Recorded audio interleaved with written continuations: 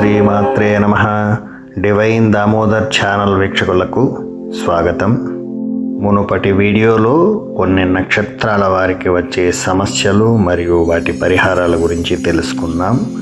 కానీ ఇంకా కొన్ని నక్షత్రాల వారికి ఆకస్మిక ఆటంకాలు, డబ్బు సమస్యలు, మానసిక ఒత్తిడి, అలాగే సంబంధాలలో విభేదాలు, వీటితో పాటు శారీరక సమస్యలు ఎదురయ్యే అవకాశాలు ఉంటాయని జ్యోతిష్యం చెబుతుంది.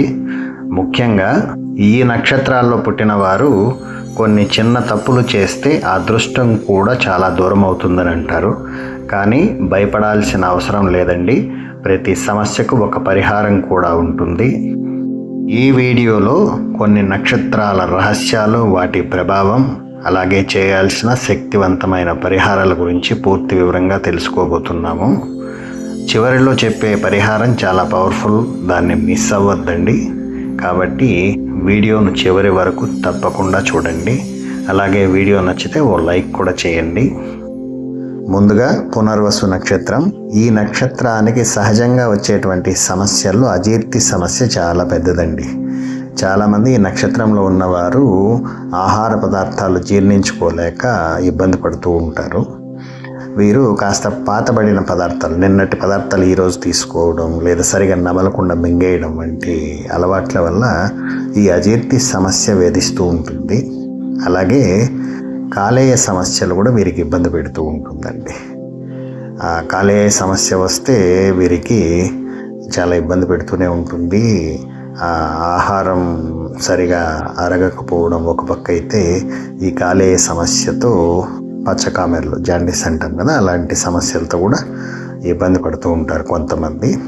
అటువంటి ఇబ్బందులు ఏదైనా ఎదురైనా, లేదా ఏదైనా ఒక కార్యాన్ని చేయదలుచుకున్నప్పుడు పదే పదే ఆటంకాలు ఎదురవుతూ ఉన్నా, ఏదో ఒక సమస్యతో గొడవలు ఎక్కువ అవుతూ ఉన్నా కూడా ఈ నక్షత్రం వారైతే ఏ ఒక్క పరిహారాన్ని ఖచ్చితంగా చేయాల్సి వస్తుందండి.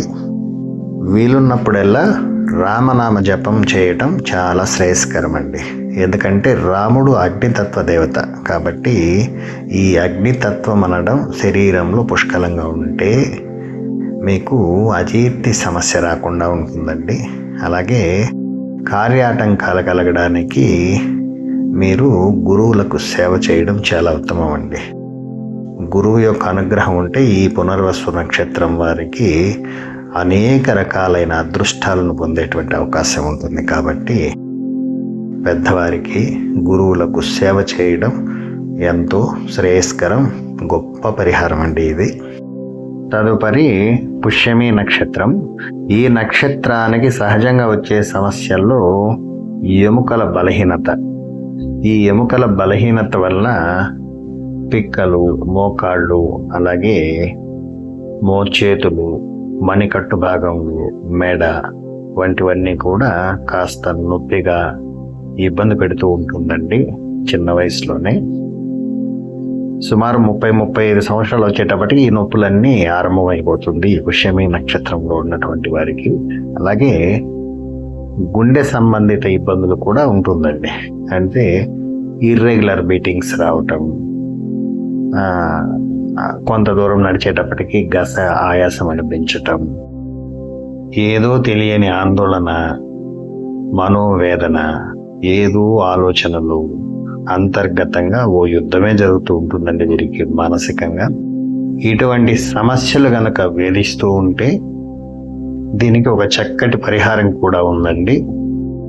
శనేశ్వరుడికి కానీ లేదా శివుడికి కానీ తైలాభిషేకం, అంటే మంచి నూనెతో, నువ్వుల నూనెతో అభిషేకం చేయడం. అది కూడా వీలైతే శనివారాల్లో కానీ, లేదా శని త్రయోదశిలో కానీ, లేదా మాస శివరాత్రి రోజైనా సరే ఈ తైలాభిషేకం చేయడం మంచి పరిహారం అండి.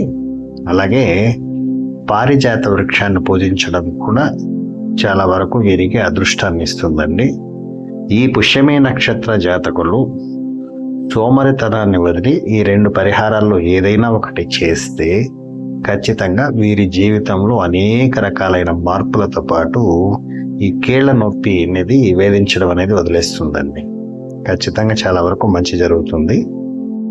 తదుపరి ఆశ్లేష నక్షత్రం. ఆశ్లేష నక్షత్రం వారికి సహజంగా వచ్చే సమస్యల్లో కడుపులో పురుగులు పడడం ఎక్కువగా ఉంటుందండి వీరికి. ఈ కడుపులో పురుగులు పడడం వల్ల శరీరం సన్నగా, కడుపు ఉబ్బరంగా, అలాగే రకరకాలైనటువంటి రుగ్మతలతో ఇబ్బంది పడుతూ ఉంటారు. వీరికి కూడా కాస్త కీళ్ల నొప్పుల సమస్యగా ఉంటుందండి. ఈ శారీరక సమస్యలు కాకుండా వీరికి అనేక రకాలైనటువంటి ఇతర ఇబ్బందులు ఉంటుందండి సహజంగా. ఆ ఇతర ఇబ్బందుల్లో చాలా ముఖ్యమైనటువంటివి వైవాహిక జీవితానికి ఇబ్బంది, పెళ్లి చేసుకోవడానికి ఇబ్బంది, ఇంకా ఇతరులతో సాంగత్యం అనేది అంత సుఖంగా ఉండదండి ఈ ఆశ్లేష నక్షత్రం వారికి. అంటే అందరికీ కాదు, వీరిలో కొంతమందికి ఈ సమస్యలు ఖచ్చితంగా అయితే ఎదురవుతూ ఉంటుంది. అలాంటి సమస్యలు ఎవరికైతే ఉంటుందో వారు ఖచ్చితంగా ఇప్పుడు చెప్పబోయే పరిహారాన్ని అయితే చేస్తే జీవితం సుగమంగా ఉంటుందండి. వీరు పౌర్ణమికి ముందు వచ్చే సోమవారం రోజు మీ గృహానికి తూర్పు దిశలో కానీ ఉత్తర దిశలో కానీ పుట్ట మట్టి, అంటే పుట్ట పెరుగు ఉంటుంది కదా, ఆ పుట్ట దగ్గర కాస్త మట్టి తీసుకుని ఇంటికి తెచ్చుకోండి. ఆ మట్టిలో నవధాన్యాలను వేసి కాస్త నీళ్లు చిలకరించండి. అలాగే ఆ మట్టిపై ఒక బట్ట వేసి ఆ బట్ట పైన బియ్యపు పిండితో నాగపడిగలాగా మీరు తయారు చేసి దానికి పూజ చేయండి. ఆ పూజ సుమారు పౌర్ణమి వచ్చే వరకు ప్రతిరోజు చేయండి. నైవేద్యంగా ఏదో ఒకటి మీ శక్త్యానుసారం పెట్టండి. పౌర్ణమి రోజుతో పూజ ముగించుకుని ఆ పుట్టమట్టి, అందులో వచ్చినటువంటి నవధాన్యాల యొక్క మొలకలు, అలాగే ఈ పిండి బొమ్మ మొత్తాన్ని తీసుకెళ్ళి ఎక్కడైనా చెరువులో కానీ పారే నీటిలో కానీ వదిలేస్తే దాదాపు దోష పరిహారం అవుతుందండి. అలాగే పెసరపప్పును దానం చేస్తే కూడా చాలా వరకు పరిహారంగా ఉంటుంది మీకు. ఎక్కువగా నాగపూజ చేయలేనటువంటి వారు ఈ పెసరపప్పును దానంగా ఇవ్వచ్చండి. అలా ఇస్తే కూడా దాదాపు పరిహారం అయినట్లే. తదుపరి నక్షత్రం మకా నక్షత్రం.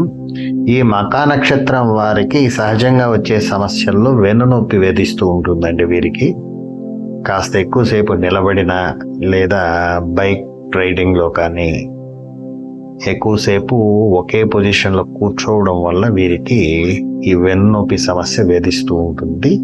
దీంతో పాటు గుండె దడ ఎక్కువగా ఉంటుందండి వీరికి. ఆ గుండె దడ వల్ల కూడా కాస్త ఇబ్బంది పడుతూ ఉంటారు. వీటితో పాటు సహజ సమస్యల్లో ఆవేశం ఎక్కువగా ఉంటుంది.